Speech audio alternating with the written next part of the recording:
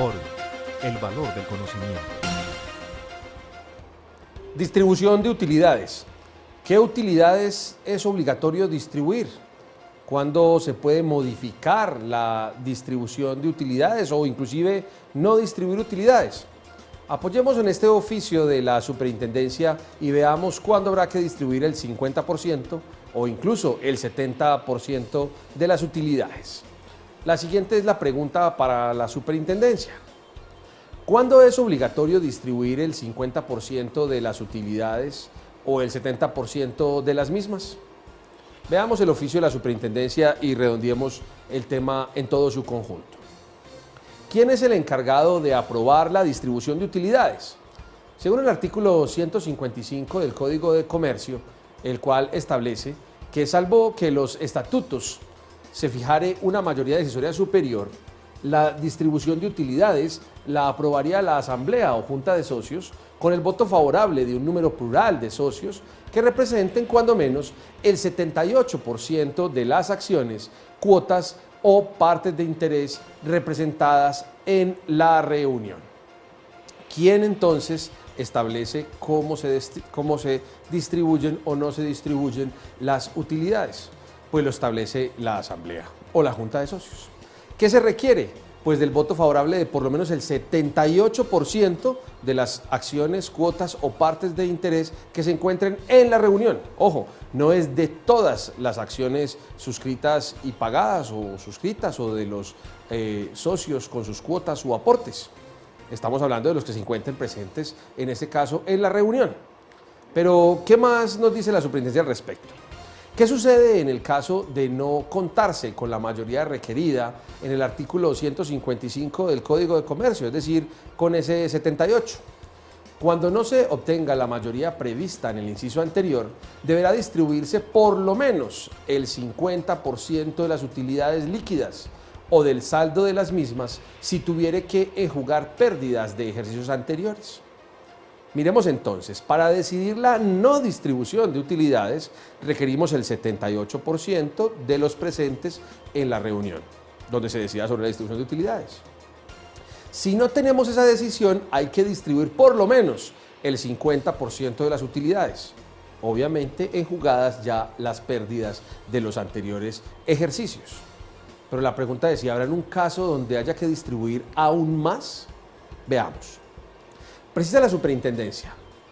Como se puede apreciar, la redacción de la norma es clara y significa que de las utilidades líquidas de cada ejercicio deberá repartirse por lo menos el 50%, salvo que los asociados dispongan lo contrario, en cuyo caso se requerirá del voto afirmativo de un número plural de asociados que represente por lo menos el 78% de las acciones, cuotas o partes de interés que se encuentren representadas en la reunión en la que se pretenda aprobar dicho tema.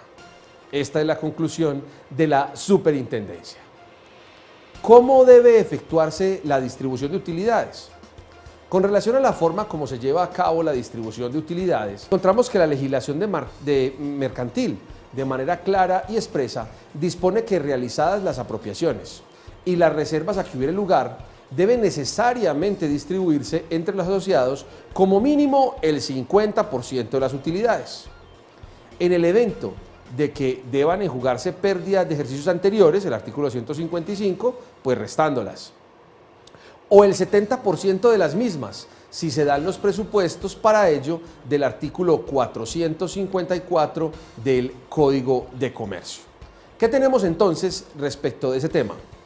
El artículo 454 lo que nos dice es que cuando las reservas superen el capital suscrito de la sociedad, pues ya no será obligatorio solamente la distribución del 50% de las utilidades, sino también la distribución del 70% o hasta el 70% de las utilidades a distribuir. Obviamente también, a menos de que se cuente con el voto favorable del 78% de los accionistas o socios presentes en la reunión, caso en el cual no habrá que distribuir ni el 70 ni el 50, sino lo que estos decidan. Pero veamos más sobre esto en la Ley 222 del 95. ¿Qué establece la Ley 222 del 95 respecto de las acciones con derecho preferencial?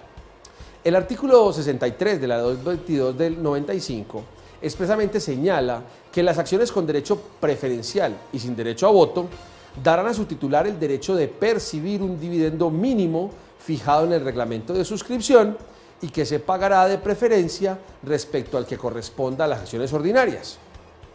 Lo que significa que previa a la cancelación de lo que corresponda a los accionistas poseedores de acciones ordinarias, debe cancelarse el derecho económico establecido en los estatutos o en el reglamento de colocación de acciones para los titulares de acciones con derecho de preferencia y sin derecho a voto, en el entendido que la sociedad haya generado utilidades del ejercicio. Entonces, además del tema del 50% de las utilidades, además del tema del 70% de las utilidades cuando hayan reservas en exceso del capital suscrito, pues tenemos la obligación cuando se trate de acciones preferenciales, de si hay utilidades, distribuirle esos derechos económicos, esos dividendos preferenciales a esos accionistas.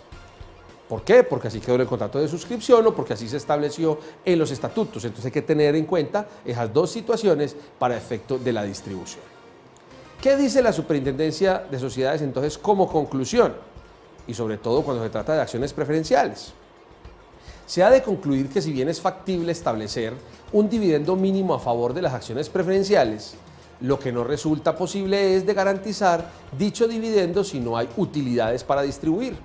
Pues tal como se manifestó, el derecho a percibirlo depende de que el ejercicio contable respectivo se hubiesen generado utilidades. Y es que solo habrá dividendo preferencial cuando hayan utilidades. Los dividendos no son más que la representación de las utilidades para distribuir a cada uno de los accionistas de la sociedad. Sobre la distribución de utilidades, sobre los diferentes tipos de acciones, puede consultar usted muchísimo más aquí en www.forum.com.co. Forum, el valor del conocimiento.